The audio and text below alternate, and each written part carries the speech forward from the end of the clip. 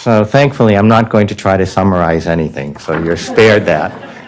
I do want to acknowledge, I think we had a great day of discussions. I hope you agree with that. But, you know, for me, a lot of the discussions went into depth, and I think that what we decided to do was try not to cover so many things, but try to go into more depth about the issues that we were going to cover. And I think that probably you heard things here that you haven't heard at other meetings, because these were actually what happened in closed rooms and the discussions and the face-to-face situations. And these are the people who shepherd all of those discussions through.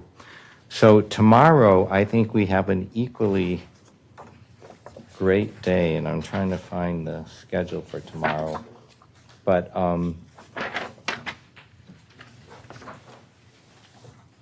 we begin at 8 o'clock tomorrow. We start at 8:30.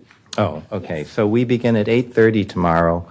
And with that, I don't think I'll say anything else except ask Ceci, what do you want to say? Yes, well, thank you, everybody, for staying here. This was a long day, especially for our full members, because we met very early for our closed session, but we really hope that you can stay with us. There will be a small reception outside this room, so we can, chat more in a more informal way. And tomorrow we will be here.